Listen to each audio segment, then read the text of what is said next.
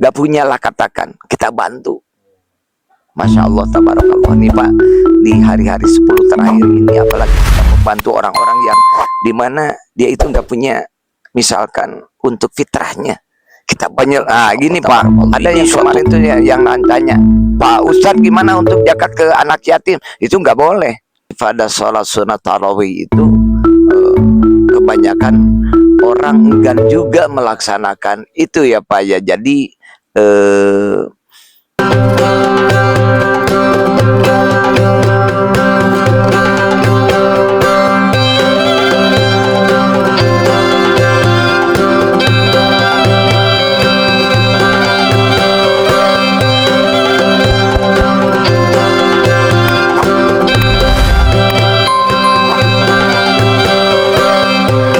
Assalamualaikum warahmatullahi wabarakatuh. Jumpa lagi dalam kesempatan hari ini, tanggal 23 Ramadan, di channelnya Al-Fakir Ayi Sobiruddin, dalam acara Ngobrol di Pondok. Alhamdulillah, Ramadan pada bulan ini sudah memasuki hari yang ke-24.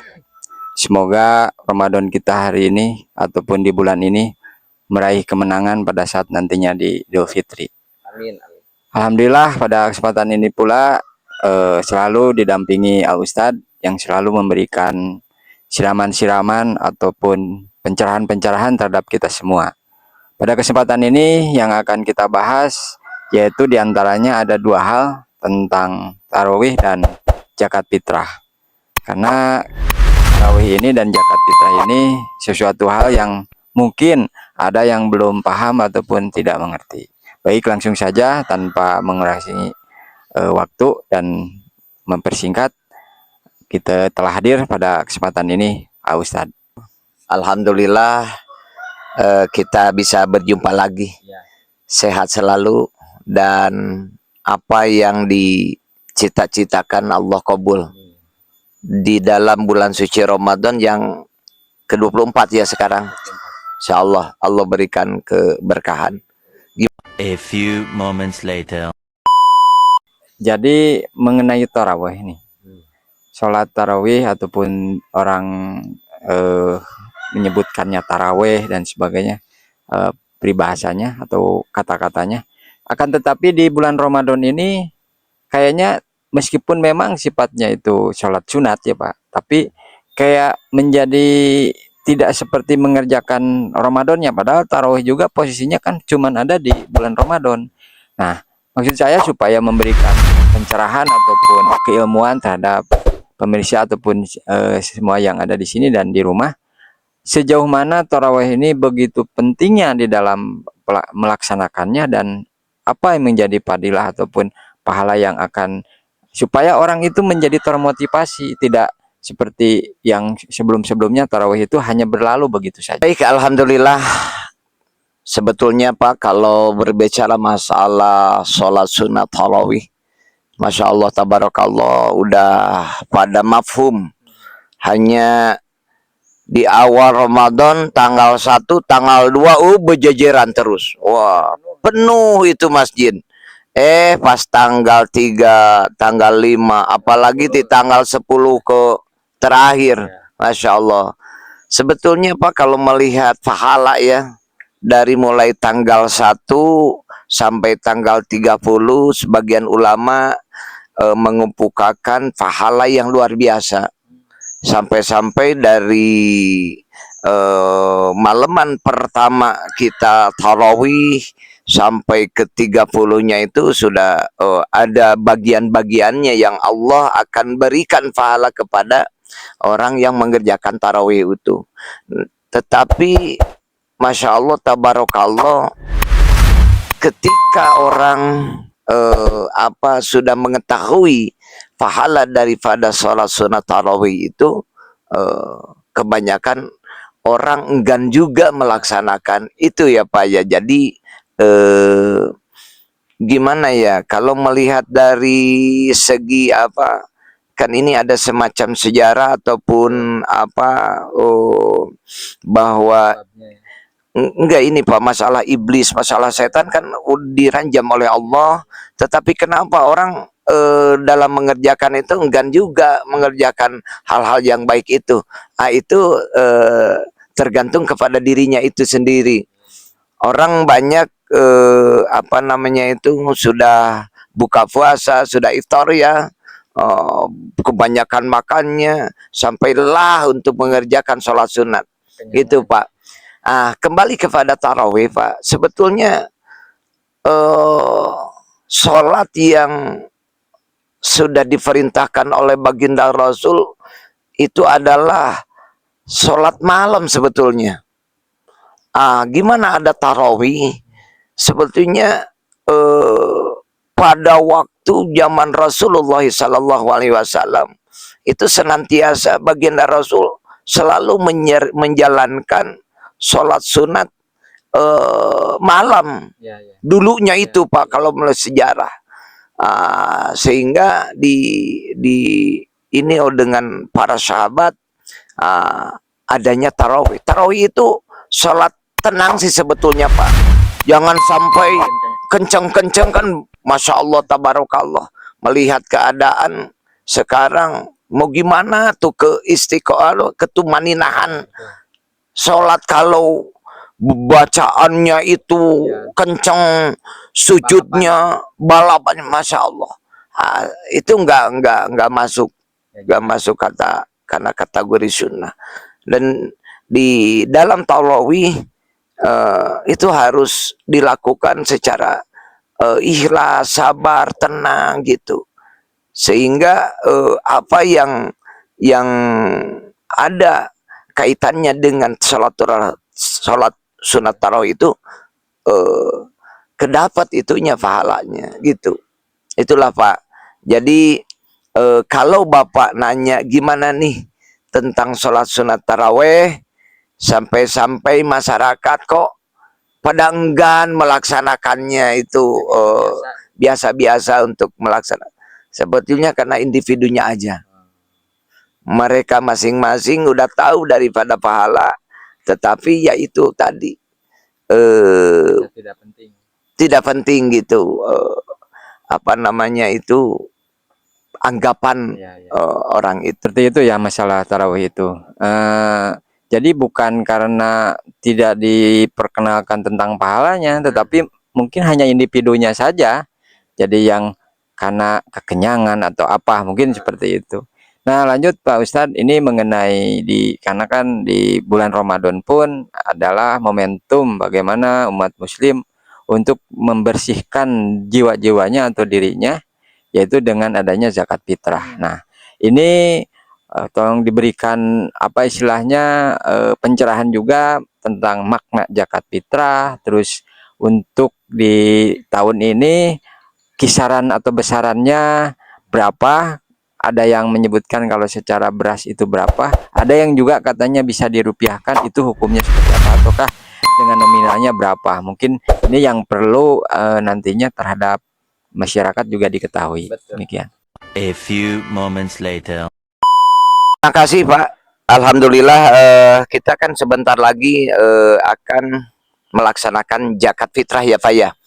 Ini kita lihat zakat itu ada dua, ada zakat mal, ada zakat fitrah. Kalau zakat mal itu dikhususkan kepada orang yang punya melebihi harta kan gitu. Kalau zakat fitrah Pak, itu mau dia kaya, mau dia fakir, termasuk anak yang baru lahir itu wajib dikeluarkan zakat. Itu belum. Kalau lahir baru itu. Yang kedua, zakat fitrah itu Pak, ini afdolnya ya, dikeluarkannya itu H-3 kalau bisa. H-3 Idul Fitri. Atau H-2. Atau malam takbiran tuh Pak. Itu keafdolan ya. Keafdolan daripada mengeluarkan zakat fitrah. Makanya kenapa tuh banyak orang yang sebelum 10 hari sebelum Lebaran juga udah banyak mengeluarkan, nggak apa-apa sebetulnya. Boleh-boleh saja. Itu yang kedua, ada pertanyaan, bolehkah zakat dengan uang?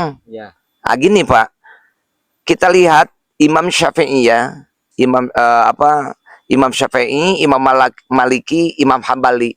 Berbeda dengan Imam Hanafi. Syafi'i, Maliki, Hambali beda dengan Hanafi. Kalau Imam Hanafi itu boleh-boleh saja. Ya. Jadi ketika kita mau ngeluarin zakat fitrah itu dengan uang, nggak apa-apa. Nah, dan juga boleh mengeluarkan zakat fitrah di luar daerah. Contoh, Bapak di Ciranjang bisa mengeluarkan zakat fitrahnya itu di daerah Ciangsana. Itu bisa, Pak. Dan bisa oleh uang. TF aja. Nawaitu an ukhrija zakatal fitri an nafsi fadlillahi ta'ala. Tek, keluarin uang dengan seharga beras itu. Tidak usah seperti ini juga enggak apa-apa. Lihat niat aja. Nah, tapi harus ada yang menerima, ya seperti kita ya di pondok. Orang yang dari Jakarta tuh pengen telepon gitu. Pengen itu tuh, pengen zakat fitrah. Oke, bismillah. Nah, uangnya masuk ke rekening, diambil. Didistribusikan di sini. Ijabnya gitu. Nah, itu Imam Hanafi. Nah, kalau Maliki, kalau Imam Syafi'i, kalau kita sering makan nasi tuh, beras yang dipakai, beras aja keluarin. Nah, aturannya itu 2,5 kilo kalau nggak salah. Yang jelas 3 liter 1 cangkir, 1 kulak. 3 liter 1 kulak. Nah, itu ketentuan-ketentuan di zakat fitrah. Yang jelas semoga banyak rezeki untuk bisa mengeluarkan zakat fitrah. Ada juga yang pertanyaan gini, Pak, dia nggak punya tuh beras. Datanglah orang yang zakat fitrah tuh sana. Diterima. Dia belum zakat fitrah. Itu beras yang diterima oleh dia. Dilimpahkan lagi ke dia. Gimana tuh Pak Ustadz? Ya silakan aja. Dia menerima dari orang, niat zakat. Dia memberikan lagi. Memberikan zakat untuk diri pribadi. Apa-apalah kata.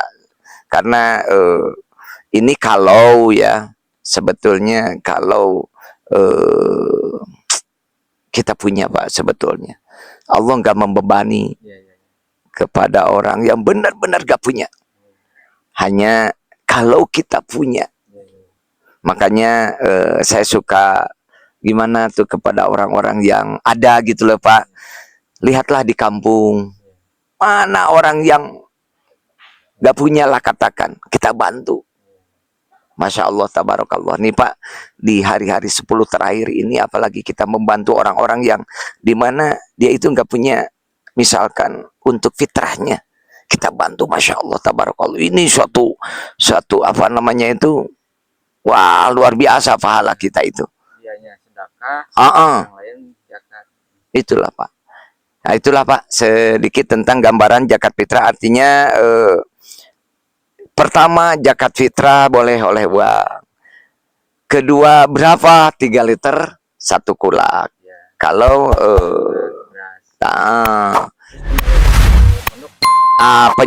gini Pak, ada yang kemarin tuh yang tanya, Pak Ustadz gimana untuk zakat ke anak yatim? Itu nggak boleh. Anak yatim nggak berhak Pak menerima zakat. Karena yang ada yatimnya aja. Ya, kalau kan miskin ya. Nah, kalau kan nggak ada fakir, miskin, ibnu sabil, sabilillah, gorim. Nggak ada tuh yang namanya yatim piatu, nggak ada. Kata Ustad bahwa yatim nggak ada. Hanya yatim di sini anak yang tinggal di pondok, dia masuk ke ibnu sabil. Lagi mencari ilmu. Betul.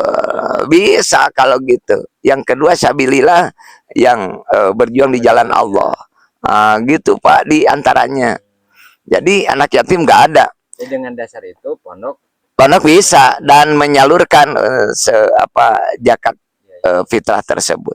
Setelah mungkin di sesi terakhir yang hari ini pembahasannya cukup menarik dan memang cukup untuk kita resapi bahwa pentingnya tentang ibadah sholat tarawih dan membayar zakat, karena sesungguhnya diri kita ini supaya terbebas yang nantinya dengan api neraka yang sangat pedih itu, sangat panas itu, dengan masing-masing dibersihkan dengan zakat fitrah itu upaya penebusan terhadap dirinya masing-masing, terhadap jiwanya masing-masing.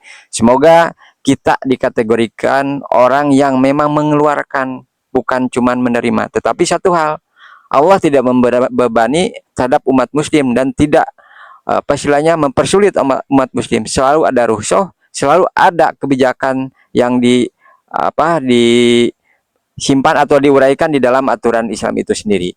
Demikian dan terima kasih Ustadz atas pencerahannya. Semoga kesempatan ini bisa bermanfaat bagi kita semua. Kita akhiri, wassalamualaikum warahmatullahi wabarakatuh. Waalaikumsalam.